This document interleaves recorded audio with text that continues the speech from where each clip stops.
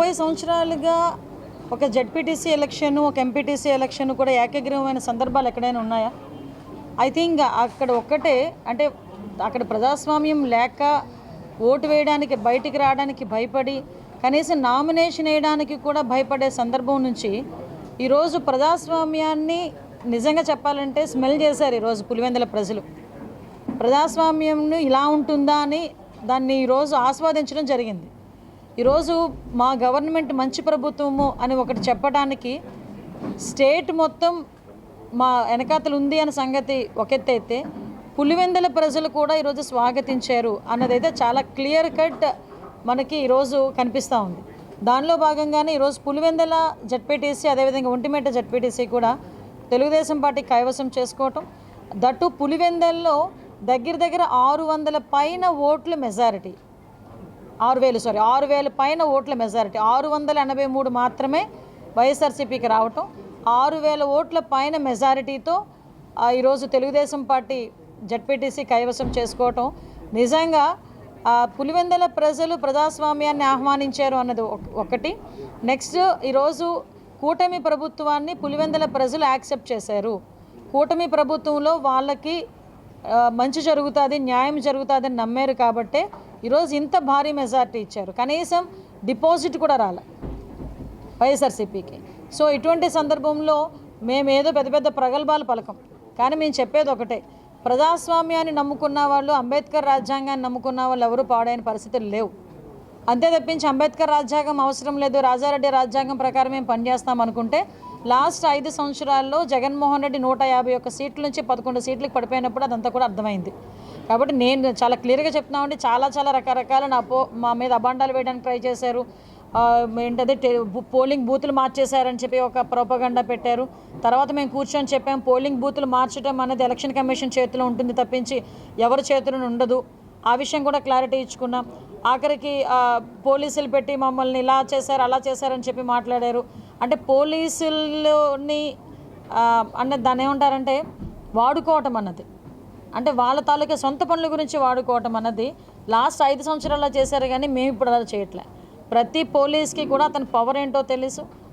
Police ప్రతి ఒక్కరు కూడా చాలా గౌరవంగా పనిచేసుకునే పరిస్థితులు ఉన్నాయి. వాళ్ళ డ్యూటీలు వాళ్ళు సక్రమంగా పనిచేస్తున్నారు. కాబట్టి జగన్మోహన్ రెడ్డి అతనికి నోటుకు వచ్చినట్టు మాట్లాడుతున్నాడు, మేము పట్టించుకోకర్లేదు. ఈరోజు పులివెందుల ప్రజలు కూడా మా వైపు ఉన్నారు. పులివెందుల ప్రజలు కూడా మాది మంచి ప్రభుత్వం అని చెప్పి నమ్మి ఓట్లేసి గెలిపించినందుకు ప్రత్యేకంగా ధన్యవాదాలు.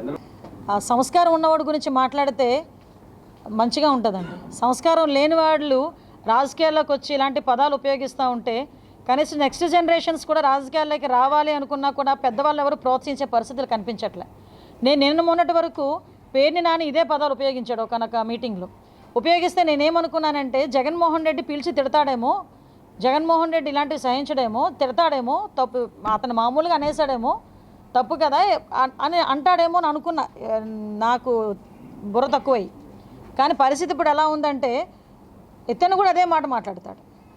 అంటే ఇదంతా ఒక స్క్రిప్ట్, తాడేపల్లికి నుంచి ఒక స్క్రిప్ట్ వస్తుంది అనుకున్నాం, కానీ ఎవడో రాసిస్తాడేమో అనుకున్నాం.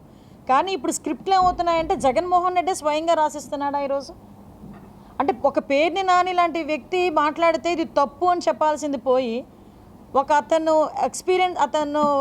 ఎక్స్పీరియన్స్ అంత ఉంటుంది. చంద్రబాబు నాయుడు గారు పొలిటికల్ ఎక్స్పీరియన్స్ ఎంత ఉందో అంత ఉంటుంది ఇతని వయసు చూస్తే. కనీసం వయసుకు కూడా గౌరవం ఇవ్వాలి అన్న పరిస్థితి కూడా అతనికి లేదా? మాకు అర్థం కాదు అదే. ఈరోజు అతను మాట్లాడినట్టు మేము మాట్లాడడానికి 5 నిమిషాలు పట్టదండి.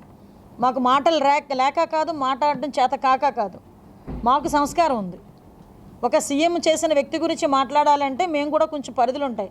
కానీ 4 సార్లు సీఎం చేసిన వ్యక్తి, దగ్గర తండ్రి వయసు కన్నా ఇంకా ఎక్కువ ఉన్న వ్యక్తి, అటువంటి వ్యక్తులు ఇంచుమించు తండ్రి వయసుతో సమకాలికులు, అటువంటి వ్యక్తి గురించి మాట్లాడతారేంటి? ఈరోజు చావు పుట్టకలు అనేవి మీరో నేనో చెప్తే వచ్చేది కాదు కదా.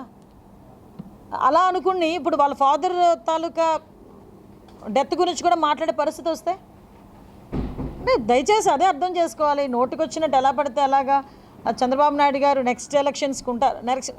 మరి ఏమనుకోద్ది మాట అంట. జగన్మోహన్ రెడ్డి చాలా సందర్భాల్లో చాలా మీటింగులు అన్నాడు 30 సంవత్సరాలు నేనే సీఎంని, 30 సంవత్సరాలు నేనే సీఎంని అని. ఏమయ్యారు? 11 సీట్లతో ఈరోజు ప్రతిపక్షం హోదాకి కూడా అడుక్కునే పరిస్థితి వచ్చింది జగన్మోహన్ రెడ్డికి. అంతే తప్పించి నెక్స్ట్ ఎలక్షన్స్లో ఎవరు ఉంటారో ఎవరు ఉండకూడదో డిసైడ్ చేయాల్సింది ఆ భగవంతుడు ప్లస్ ప్రజలు. అది భగవంతుడు ప్రజలు కలిపి నిర్ణయించేది. నువ్వెవరు నిర్ణయించడానికి, నువ్వెవరు చెప్పడానికి? ఈరోజు కృష్ణారామ అనుకున్న వయసులో మాట్లాడుతున్నారు. ఈరోజు బయటికి రమ్మడబ్బా, ఒకసారి బయటకు వచ్చి జనాలను చూడండి. ఎప్పుడు చూడు పరదాల మాటలన్నా అలా ఉండిపోవడం కాదు కదా.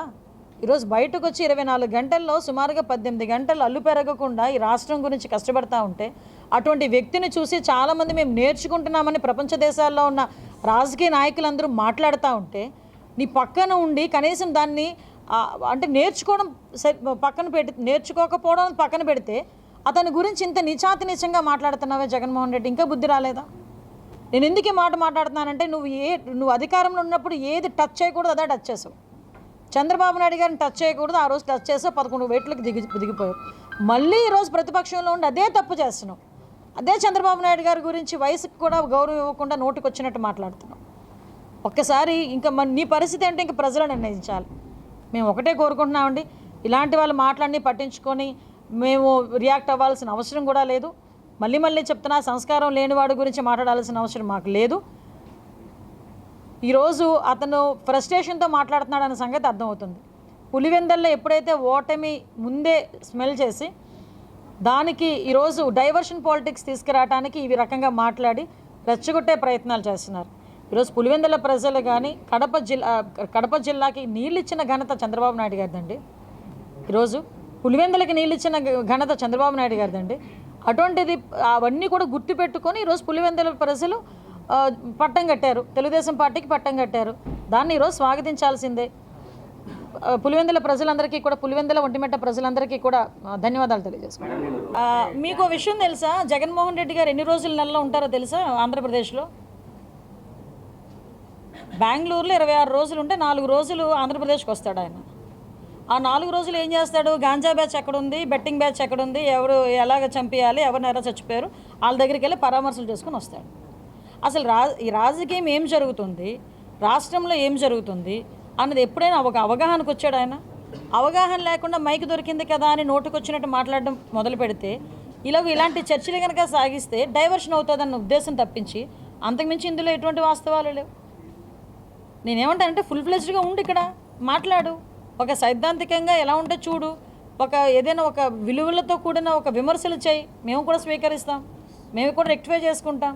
అంతే తప్పించి నీకు మైక్ దొరికింది కదా నోటుకొచ్చినట్టు వయసుతో సంబంధం లేకుండా చంద్రబాబు నాయుడు గారి గురించి ఇష్టానుసారంగా మాట్లాడి ఎవరు పడితే వాళ్ళ గురించి ఇష్టానుసారంగా మాట్లాడితే ఎక్కడ ఊరుకుంటాం? ఉద్యోగాలు తీయడానికి ఆయన ఎవడండి? ఆయన కానీ ఉద్యోగం ఇచ్చాడా? వాళ్ళు కష్టపడ్డారు, ఇప్పుడు టెస్టులు రాసుకున్నారు, ట్రైనింగ్ అయ్యారు, నిత్యం కాకి చొక్కా వేసుకొని 24 గంటలు రోడ్డు మీద కుటుంబాన్ని కూడా సైతం పక్కన పెట్టి పనిచేస్తున్నారు. వాళ్ళ వర్క్ వాళ్ళు పర్ఫెక్ట్గా చేస్తున్నారు. వాళ్ళు ఇంతకు ముందు 5 సంవత్సరాలు నిజంగా చెప్పాలంటే పోలీస్ వ్యవస్థతో ఊడియం చేయించాడు జగన్మోహన్ రెడ్డి.